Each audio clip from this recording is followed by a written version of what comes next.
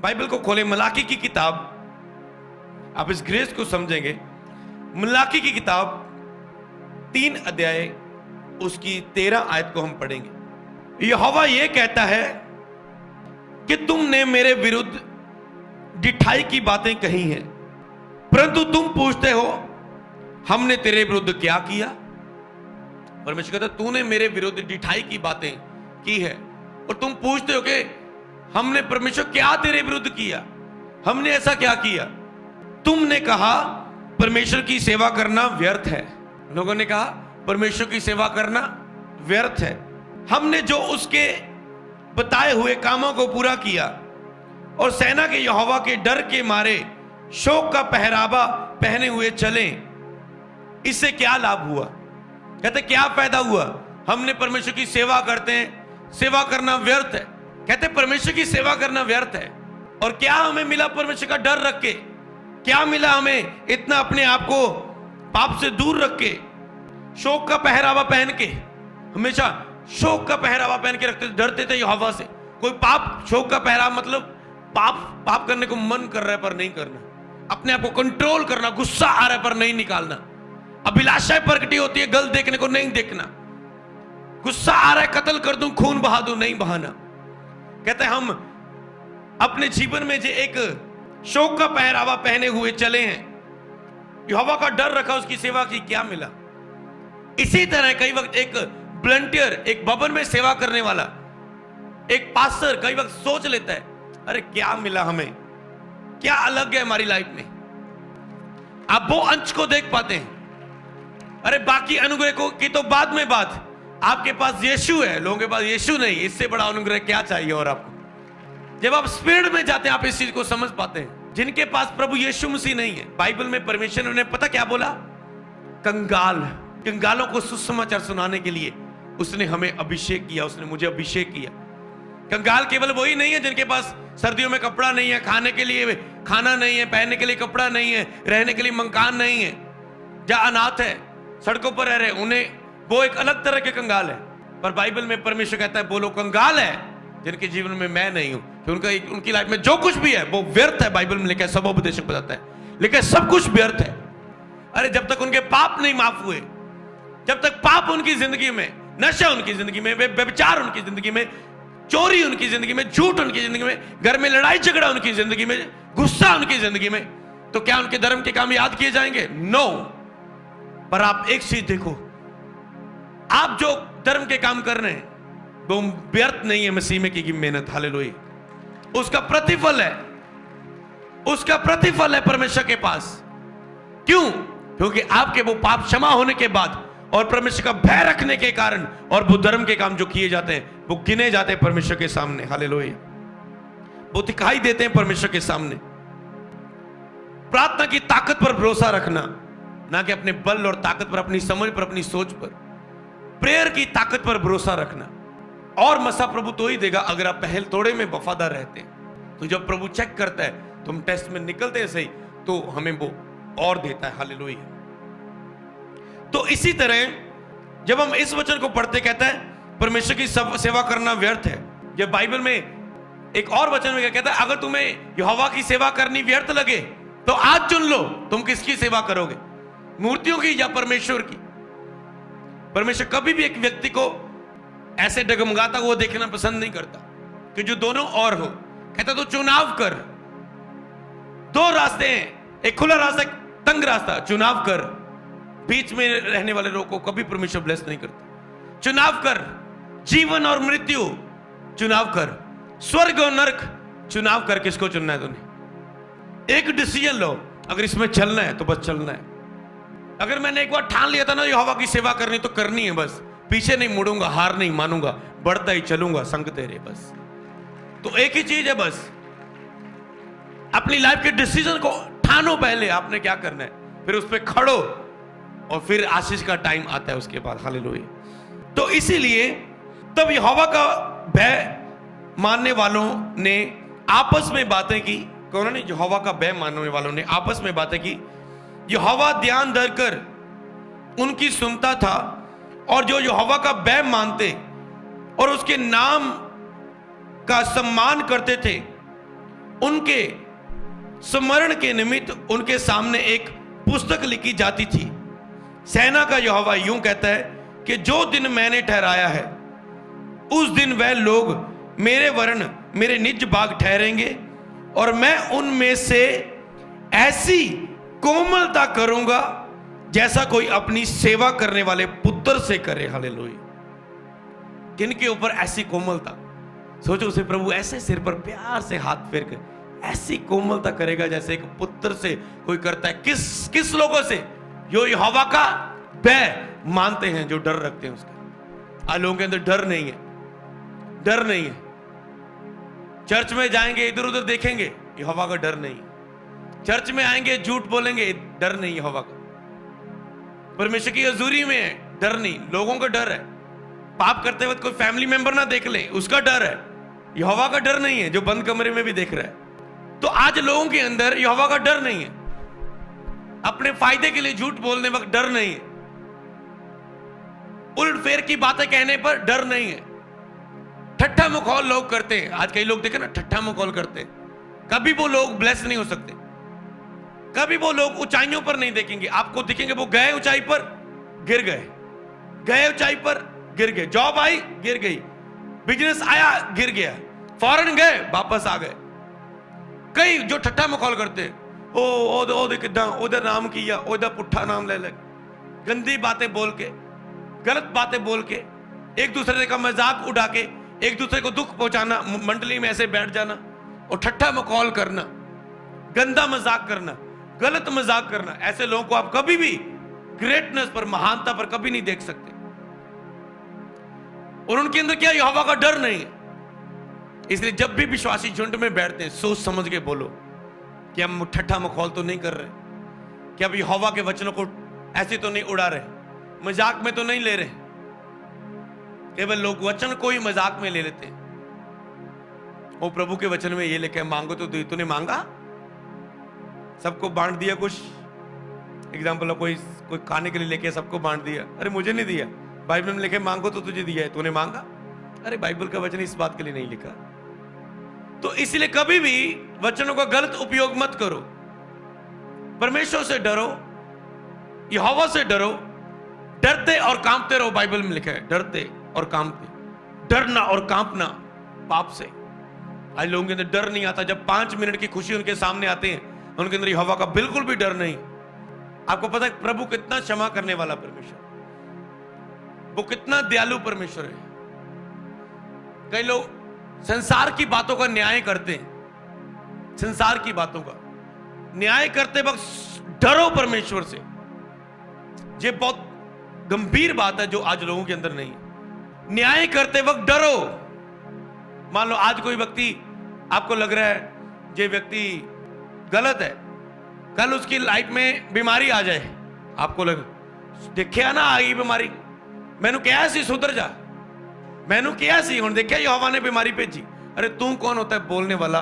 यहोवा ने बीमारी भेजी। वो तो अपने लोगों पर दया करते। तू न्याय करने वाला कौन होता? तो लोग डरते नहीं बोलते वक्त।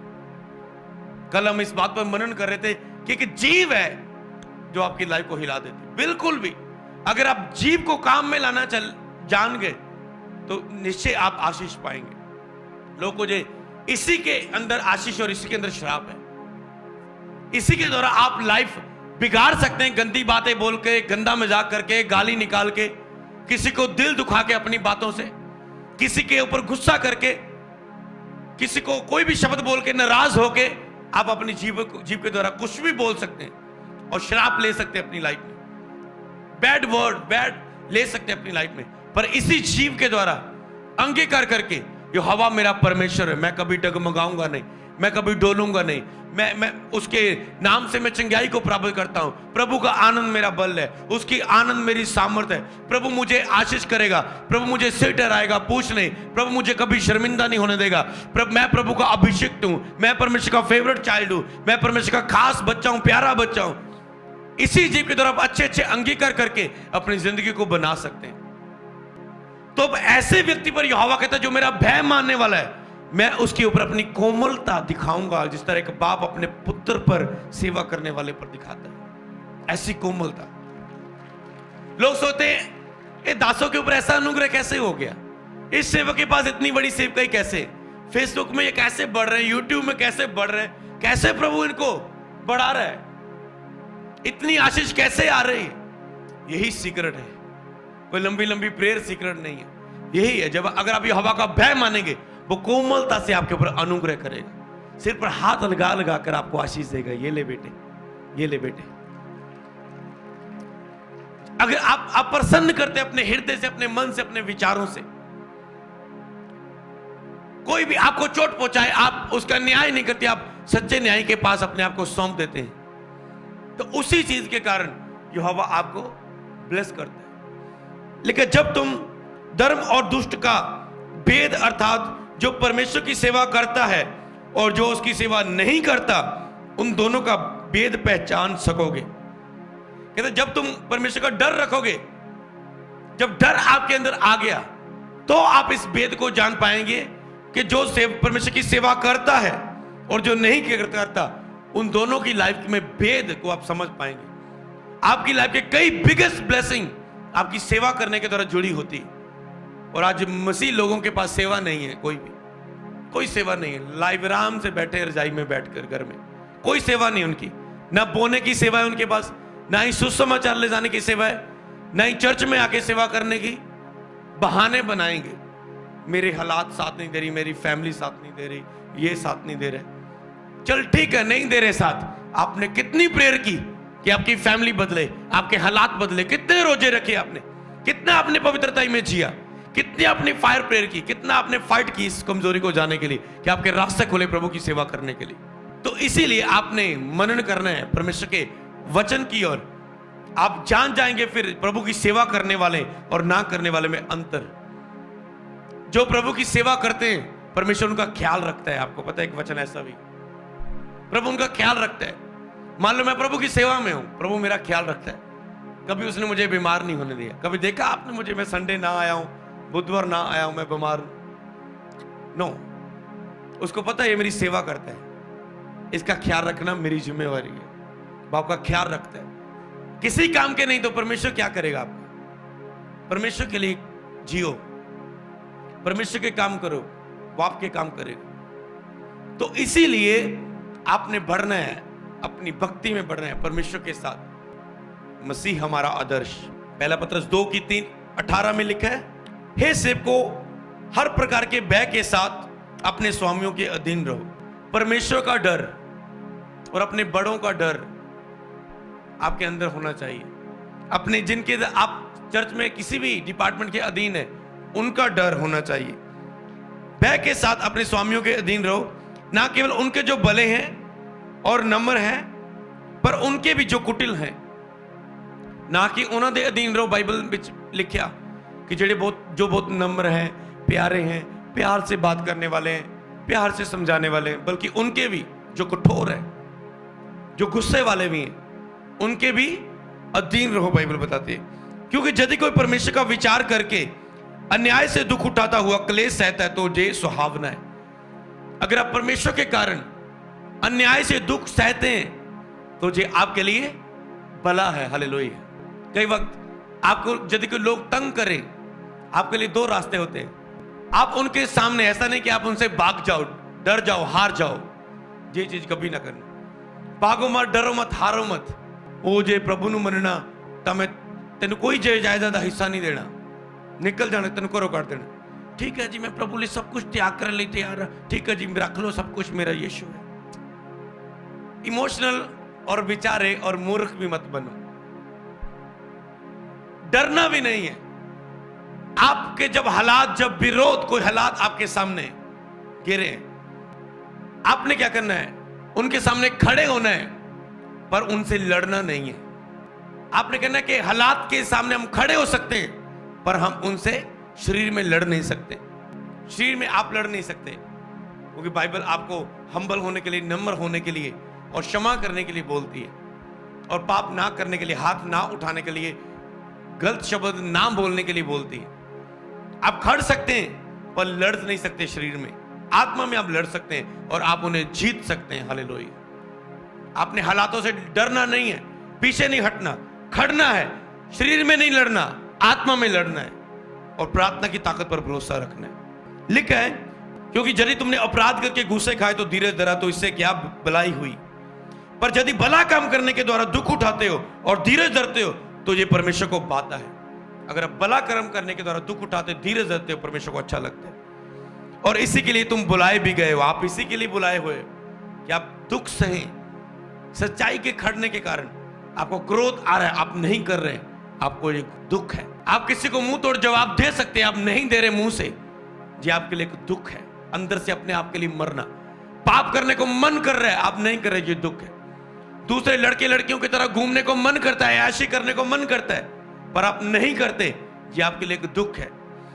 इसी के लिए हम बुलाए गए हैं, क्योंकि मसीह भी तुम्हारे लिए दुख उठाकर तुम्हें एक आदर्श दे गया कि तुम उसके पद्य चिन्हों पर चलो।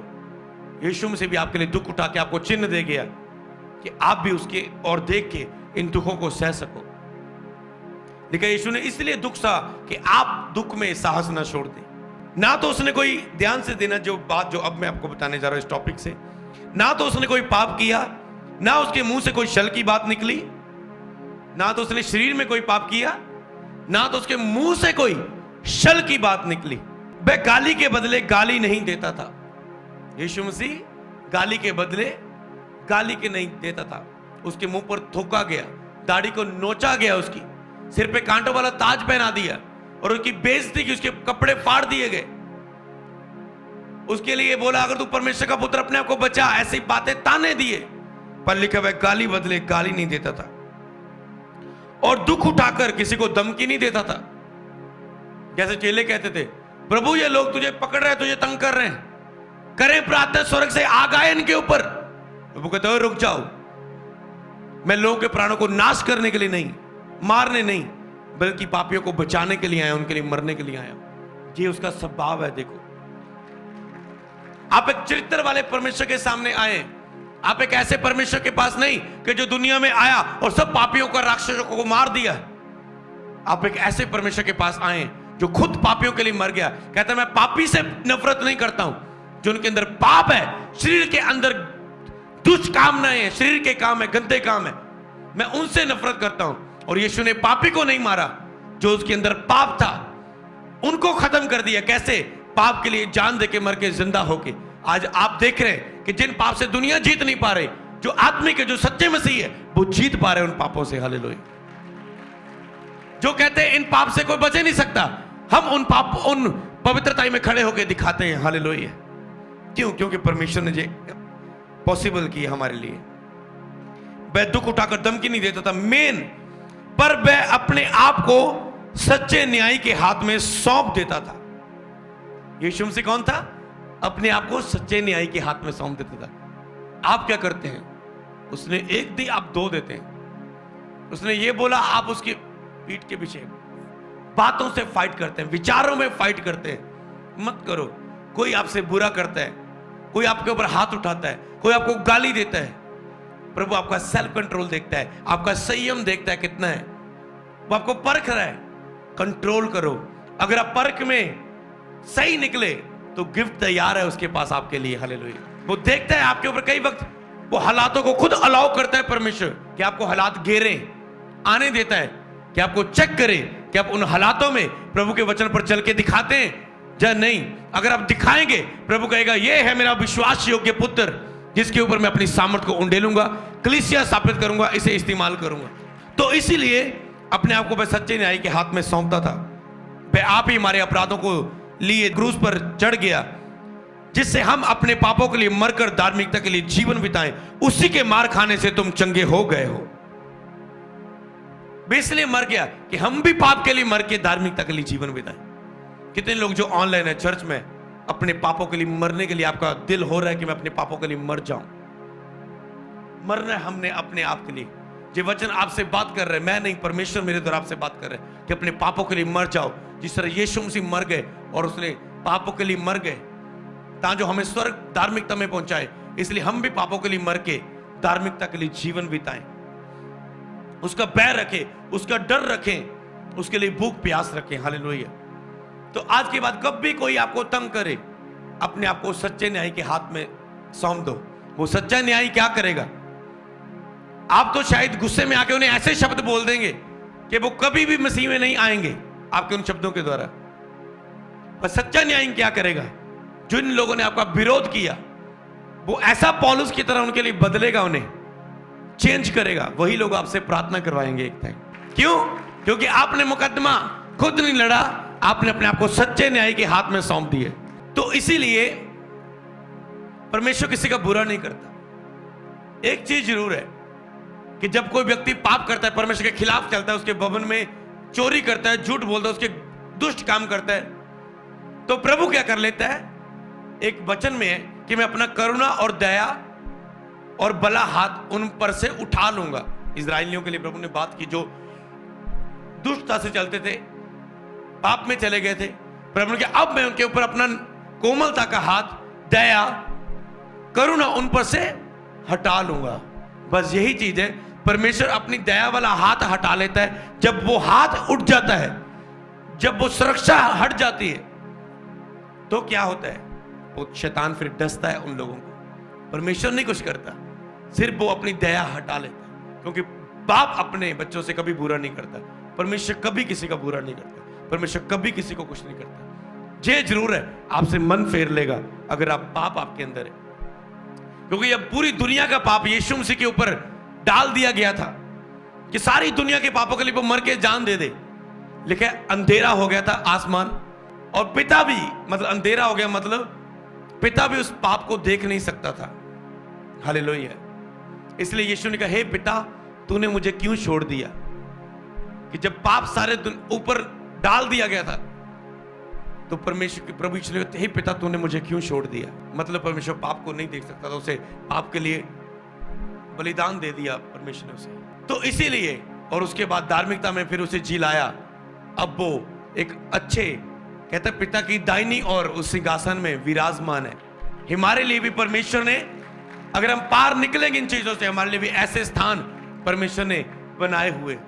और जिन्होंने प्रभु के लिए दुख उठाया, जो चेले, आज लोग कह देते हैं मैंने यीशु को छोड़ दिया, अभी मैं प्रार्थना नहीं करती। कई लोग मिले ना आपस, अभी मैं नहीं जाता चर्च, अभी मैं नहीं मानता चर्च प्रभु को। उनके लिए एक ही चीज है, अगर उन्हें सच्चे तरीके से यीशु को जाना होता ना, तो वो कभी ना छोड़ते।